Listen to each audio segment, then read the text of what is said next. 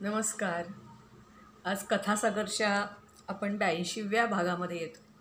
मला खात्री आहे की पुस्तकाच्या बाहेरचा अभ्यास तुम्हाला नक्कीच आवडत असणार.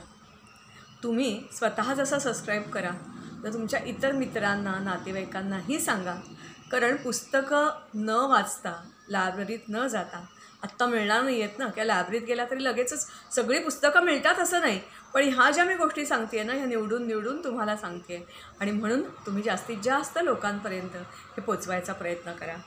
आज गेल्या वेळेला मी तुम्हाला म्हटलं होतं त्याप्रमाणे नेताजींच्या कथा ऐकताना आपल्याला 2-3 नावं गेलेली होती, जे की एक नाव होतं रासबिहारी बोस. त्यांच्याविषयी आज आपण माहिती मिळवणार आहोत. यांना फादर ऑफ द नेशन, त्यांच्यावर अनेकांनी जी पुस्तकं लिहिली त्या पुस्तकाचं एखाद्या पुस्तकाचं नावच मुळी हे आहे, the father of the nation. आणि दुसरी गोष्ट म्हणजे जपान, भारतात नाही तर जपान दुसऱ्या राष्ट्राने ना रायझिंग सन या नावाची पदवी त्यांना बहाल केलेली होती. आणि सगळ्यात महत्त्वाची गोष्ट म्हणजे भारतामध्ये ते क्रांतिकारी म्हणून, पण जपानमध्ये क्रांतिकारी लेखक कवी, कारण त्यांनी आपल्या गीतेचं जपानीमध्ये भाषांतर केलं, 14 पुस्तकं लिहिली आणि त्याच्याहीपेक्षा म्हणजे ते उत्तम शेफ म्हणजे नाकामुरा करी या नावाची त्यांनी बनवलेली डिश आणि भारतीय रेस्टॉरंट ब्लेंड केलेलं जपानी आणि भारतीय हे पहिलं तिथल्या ज्याला आपण स्टॉक एक्सचेंज म्हणतो त्याच्यावर नोंदवलं गेलेलं पहिलं हॉटेल होतं. एवढं मोठं हॉटेल त्यांनी स्थापन केलं होतं. याच्याहीपेक्षा महत्त्वाचं म्हणजे Indian independent league, pan Asian movement आणि सगळ्यात महत्त्वाचं जी आझाद हिंद फौज नेताजींची होती त्याचं स्पेडवर्क ज्याला म्हणतात ते ह्यांनी करून ठेवलं होतं. आणि इंडियन नॅशनल आर्मी याचीच पुढे मग आझाद हिंद फौज झाली, याची स्थापना ह्यांनी केलेली होती. असे हे रासबिहारी बोस. आपण मराठीत म्हणताना पटकन रास बिहारी बोस म्हणतो. रास हा शब्द आपल्याला परिचयाचा जवळचा वाटतो, श्रीकृष्णाचा रास वगैरे माहिती आहे, पण राश हे त्यांचं स्पेलिंग आहे नावाचं, RASH. भारतामध्ये मात्र यांची फारशी दखल घेतली गेली नाही. सुभाषचंद्र बाबूंचा जेव्हा उल्लेख करतो तेवढाच फक्त यांचा उल्लेख येतो. त्यांचं आयुष्य कसं होतं तर एक छोटीशी कविता जी तुम्हाला माहिती आहे, कविता आणि गीत गाणं सावरकरांचं नेहमी आपण ऐकतो ते म्हणजे यांचं जीवन होतं जणू काही. आणि मग मी त्यांच्याबद्दल माहिती सांगायला सुरुवात करते.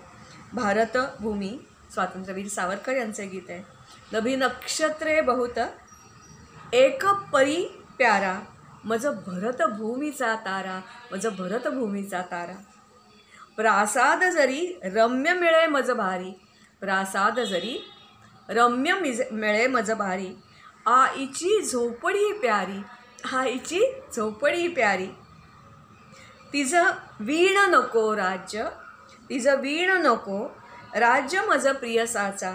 वनवास जरी वनवास तिच्या जरी वनीचा, वनवास जरी तिच्या वनीचा. जरी उद्धरणी वेळ हिच्या हो साचा. हा व्यर्थ भार विद्येचा, हा व्यर्थ भार विद्येचा. गुणसुमनेही वेचियले या भावे, वेचियले या भावे. की तिने सुगंधा घ्यावे, की तिने सुगंधा घ्यावे. नभी नक्षत्रे बहुत परी मज प्यारा, मज भरतभूमीचा तारा, मज भरतभूमीचा तारा. तसं हे रासबिहारी बोस अगदी बालपणापासून ते त्यांच्या मृत्यूपर्यंत हे अशा प्रकारच्या भावनेने भारलेलं व्यक्तिमत्व होतं. मात्र दुर्दैवाने त्यांना भारताचं स्वातंत्र्य झालेलं बघायला मिळालेलं नाही. 1945 साली त्यांचा जपानमध्येच TB ट्युबरक्युलोसिस यांनी मृत्यू झाला. आणि त्यांचा मुलगा जो होता तो मुलगा दुसऱ्या महायुद्धामध्ये भाग घेत होता, 24 वर्ष, त्यालाही त्याच वेळेला तिथे मरण आलं. आणि जपानमध्ये ह्यांचं मरण झालं, त्यामुळे ते आधी 2 वर्ष स्वातंत्र्याच्या, आणि त्यामुळे ह्यांना स्वातंत्र्य मात्र हा तारा बघायला मात्र मिळालेला नाही. असे हे रासबिहारी बोस. बंगालमधला यांचा जन्म. यांची आई अगदी लहानपणी गेली आणि हे आणि यांची बहीण येवा आजोळी वाढले. मामी आणि आजोबा यांनी यांची खूप काळजी घेतली. त्यांचे आजोबा आणि एकूणच सगळे तिकडची लोकं जी होती ही क्रांतिकारी विचारांची. पंजाब, बंगाल आणि महाराष्ट्र यांची वेगळी ओळख स्वातंत्र्य लढ्यात झाली. जर तुम्ही अंदमान निकोबारला गेला तर सगळ्यात जास्ती कैदी सेल्युलर जेलमध्ये कोणते होते तर बंगालचे होते. क्रांतिकारकांचा हा अट्टा होता आणि ह्यांच्या कथा ऐकत ऐकत आजोबांकडून हे मोठे होत होते. यांचं शिक्षण मात्र एका छोट्याशा गावातच झालं आणि मग मात्र कॉलेजच्या शिक्षणासाठी बाकीचे येतात त्याप्रमाणे हेही कलकत्त्याला आले. कलकत्त्याला जेव्हा ते आले त्यावेळेला देशप्रेमाने आणखीनच भावलेलं सगळं वातावरण होतं. कारण तुम्हाला सगळ्यांना परत पुस्तकामध्ये हा भाग जाईलच जाईल. 1905 बंगालची फाळणी झालेली होती आणि सगळा देश पेटून उठलेला होता. वंदे मातरमचे नारे लागत होते आणि बरंच काही घडत होतं. या सगळ्या वातावरणाचा परिणाम ह्या रासबिहारी बोसवर होत होता. हे अत्यंत हुशार होते. यांचे वडील सरकारी नोकरीत होते आणि त्या वडिलांना असं वाटायचं की आपल्या मुलांनी परदेशात जाऊन शिक्षण घेतलं पाहिजे. त्यामुळे कॉलेजचं शिक्षण होत असताना हे क्रांतिकारकांच्या संपर्कात जरूर आले. मात्र यांनाही माहिती होतं की शिक्षण जेवढं असेल त्याच्याशिवाय आपल्याला फारसं काही करता येणार नाही, आपला प्रभाव पडणार नाही. आणि मग फ्रान्स आणि जर्मनी या दोन्ही ठिकाणी त्यांच्या वडिलांनी त्यांना धाडलं. गंमत म्हणजे लोक आपण विचारतो ना बी ग्रुप की ए ग्रुप, हे डॉक्टरही झाले आणि इंजिनियरही झाले. त्यावेळेला जर्मनमध्येच केवळ इंजिनिअरिंग कॉलेज होतं. हे शिक्षण त्यांनी पूर्ण केलं आणि परत बंगालमध्ये परतले.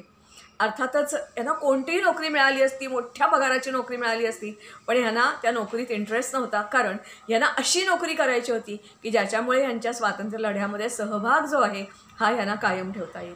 असं करत करत मग डेहराडूनला एक फॉरेस्ट डिपार्टमेंट जे होतं त्याच्यामध्ये यांनी एक केमिकल लॅब जी होती त्या केमिकल लॅबमध्ये नोकरी स्वीकारली. याचं कारण काय होतं तर त्यावेळेला बॉम्ब जर बनवायचे असतील तर, कारण ते फ्रान्समध्ये गेलं होतं ना, स्वातंत्र्याचा लढा, समता, बंधुता, एकता हा फ्रान्समधून सुरू झालेला होता. जर्मनीमध्ये पण वेगळं वारं वाहत होतं, तिथूनही शिकून आलेले होते.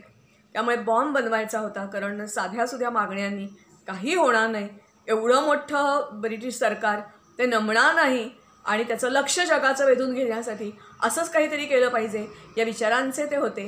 आणि म्हणून त्यांनी केमिकल लॅबमध्ये नोकरी स्वीकारली, बॉम्ब बनवला.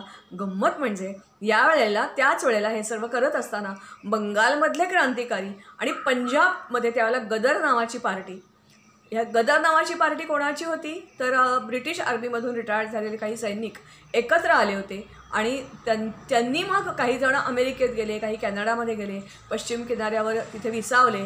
तिथून त्यांनी प्रचंड मोठ्या प्रमाणात भारतात शस्त्र आणि पैसा पाठवायला सुरुवात केलेली होती. याही लोकांच्याही संपर्कात आले. आणि त्याच्यानंतर आपण कधीतरी वेगळी ही गोष्ट स्वतंत्र बघूया. दिल्ली कट म्हणून ही ओळखली जाते. दिल्ली कटामध्ये यांनी बनवलेला बॉम्ब म्हणजे यांनी निर्माण केलेला बॉम्ब हा वापरला गेला. प्रत्यक्ष बॉम्ब वेगळ्याने बनवला असेल पण यांनी कृती यांनी दिली होती. म्हणजे नेमकं काय झालं होतं तर मी तुम्हाला म्हटलं की 1905 बंगालची फाळणी आणि मग सगळा बंगाल पेटून उठला. खुदीराम बोस वगैरे त्यांनी ज्या तिथल्या एका सेशन जज त्याच्यावर बॉम्ब फेकला. असे असंख्य माणिक तोळा कट झालेला होता. असंख्य गोष्टी घडत होत्या आणि मग ब्रिटिशांनी ठरवलं, त्यांची पहिली वखार कलकत्त्यात होती, तिथून कलकत्त्यावरून राजधानी दिल्लीमध्ये आपण दिल्ली हलवायची, आपली राजधानी हलवायची. कारण दिल्लीवर जो राज्य करतो तो भारतावर राज्य करतो. आत्तापर्यंत अनेक संस्थानं त्यांनी ताब्यात घेतलेली होती आणि मग त्यांनी मोठा समारंभ करायचा ठरवला. गव्हर्नर जनरल जे होते ते त्यावेळेला तिथे उपस्थित होते. सगळी दिल्ली सजलेली होती. पूर्ण राजधानी कलकत्त्यावरून दिल्लीला हलणार आणि मोठा सोहळा करायचा होता आणि स्वतः घोडा बग्गीतून हे जाणार वगैरे अशा सगळ्या बातम्या येत होत्या.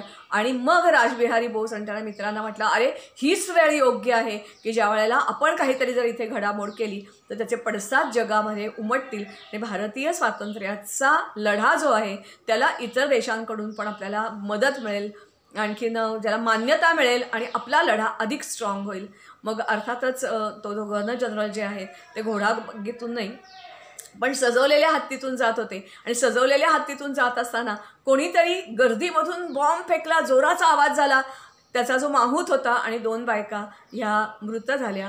हे जे स्वतः गव्हर्नर जनरल होते ते जखमी झाले, त्या अंबारीमधून खालती कोसळले.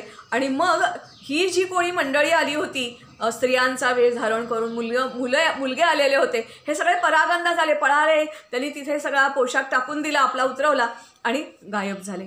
रासबिहारी बोस जे होते हे गुपचूप कोणाला थांग पत्ता लागून न देता परत डेहराडूनला आले. एवढंच नव्हे तर त्यांनी एक निषेध सभा डिक्लेअर केली. निषेध सभा, हे जे काही झालं नाही, आम्हाला आवडलं नाही, तसं आम्ही निषेध करतो, अशी निषेध सभासुद्धा त्यांनी त्या ठिकाणी आयोजित केली. आणि गंमत म्हणजे असं जरी असलं तरी दोघे तिघं जणं पकडले गेल्यानंतर यांचंही नाव समोर आलं आणि आता ह्यांच्या मागे ब्रिटिश पोलीस लागले. मग मात्र यांनी डेहराडून सोडलं आणि पंजाबमध्ये आले. आता हे त्याच वेळेला पिंगळे नावाचे जे एक महाराष्ट्रीयन होते, जे गदर मुवमेंटमध्ये होते, परदेशात होते, त्यांनी ह्यांना सांगितलं की गदर मुवमेंटची आता तुम्ही नेतृत्व स्वीकारा. मग त्यांच्या मुवमेंटमध्ये, मुवमेंट आहे ही गदर चळवळ मुवमेंट म्हणली जाते, त्याच्यामध्ये सामील व्हा. म्हणजे नेमकं काय होतं तर ह्या गदरवाल्यांना त्यावेळेला वाटत होतं की जसा 1857चा सशस्त्र उठाव भारतामध्ये सगळीकडे झाला तसा उठाव परत झाला पाहिजे. आणि तो कसा तर त्यावेळेला पहिलं महायुद्ध, दुसरं महायुद्ध, हा सगळा पहिल्या महायुद्ध झालेलं होतं, दुसऱ्या महायुद्धाचा काळ वगैरे हा जो सगळा होता, त्या दुसऱ्या महायुद्धाच्या वेळेला अनेक सैनिक हे भारताचे, ब्रिटिशांचे जे होते ते भारताच्या बाहेर होते आणि तिथल्या कॅन्टोन्मेंटमध्ये थोडीशीच काहीतरी संख्या होती. त्यांनी असं ठरवलं की ह्या कॅन्टोन्मेंट एरियामध्ये छुपे जायचं. तिथल्या सैनिकांना, कारण ते भारतीय सैनिक होते ना, पोटासाठी त्यांनी नोकरी जरूर केली होती किंवा त्यांच्याकडे नोकरी करणं ही काळाची गरजही होती. मात्र त्यांच्या मनामधलं देशप्रेम कुठेही कमी झालेलं नव्हतं. त्यांना प्रतिसाद घालायचा, साथ घालायचा आणि एकाच दिवशी, एकाच वेळा, फेब्रुवारीचा दिवस पण ठरला, एकाच वेळा सगळ्या भारतभर उठाव करायचा. सगळ्या कॅन्टोन्मेंट एरियामधले सगळे सैनिक ब्रिटिश सत्तेच्या विरुद्ध उठतील असा त्यांचा बेत होता. मात्र हा बेत यशस्वी झाला नाही आणि मग ह्या राजविहारींच्या मागे आणखीनच ब्रिटिशांचा ससेमिरा सुरू झाला. त्यांनी गुपचूप नाव बदलून पी बोस नाव घेऊन हे जपान गाठलं. जपानमध्ये सुरुवातीला गेल्या रवींद्रनाथ टागोरांचे जे नातेवाईक होते तिथे त्यांच्या घरी राहिले. त्यांच्या मागेही ससेमिरा सुटलेला नव्हता. ब्रिटिश सैनिक तिथेही पोचले. मग त्यांनी एका बेकरीमध्ये, सोमा यांची बेकरी होती, त्या सोमांच्या बेकरीमध्ये यांनी आश्रय घेतला. तळघर होतं, या तळघरात राहायचे. तिथेच त्यांची बेकरी होती आणि वर शॉप होतं. तिथे असताना असाही एक प्रपोजल आलं की जर यांनी जपानची नागरिकत्व यांना मिळालं तर ब्रिटिशांचा ससेमिरा चुकेल आणि ब्रिटिशांचं ससेमिरा चुकवण्यासाठी मग जपानच्या तिथल्या मुलीशी लग्न करणं हा पर्याय. त्याच वेळेला या सोमा यांची जी मुलगी होती, तोकोही नावाची जी मुलगी होती, ती यांच्या प्रेमामध्ये पडली. दोघांचं लग्न झालं आणि मग 1923मध्ये यांना जपानचं नागरिकत्वसुद्धा मिळालं.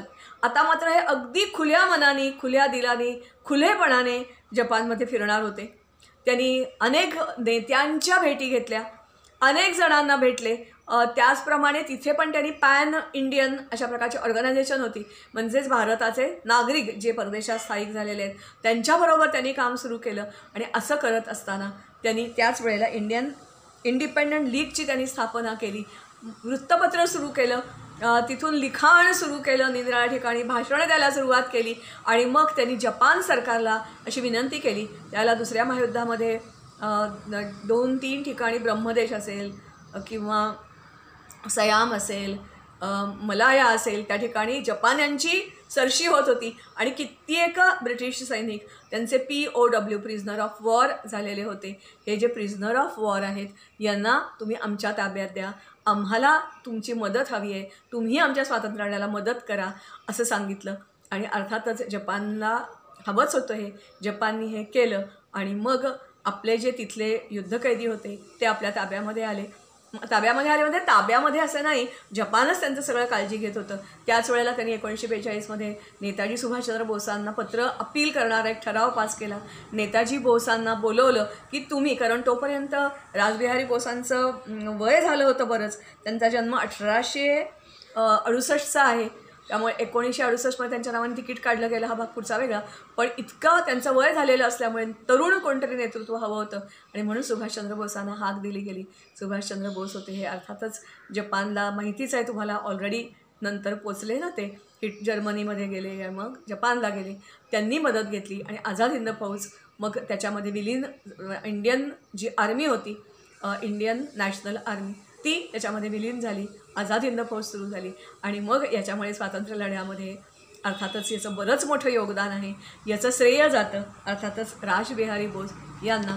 आयुष्यभर भारताच्या स्वातंत्र्यासाठी झगडणारा असा हा थोर माणूस, रायझिंग सन, जपान त्यांनी पदवी दिलेली आणि फादर ऑफ द नेशन असं त्यांना जे म्हटलं जातं, ज्यांच्यावर पुस्तकं लिहिली आहेत त्यांनी, असे हे रासबिहारी बोस. पुढच्या वेळेला तुम्ही चौरी चौरा, आत्ताच गेल्या आठवड्यात त्याच्याबद्दल भरपूर वृत्तपत्रामध्ये, TV वर सांगितलेलं होतं, त्याच्यावर माहिती मिळते का बघा. नाही तर मी सांगेन पुन्हा एकदा, I love you, wish you all the best, wish you meet you सून.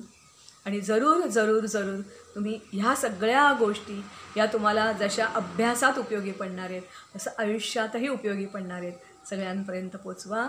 धन्यवाद. नमस्कार.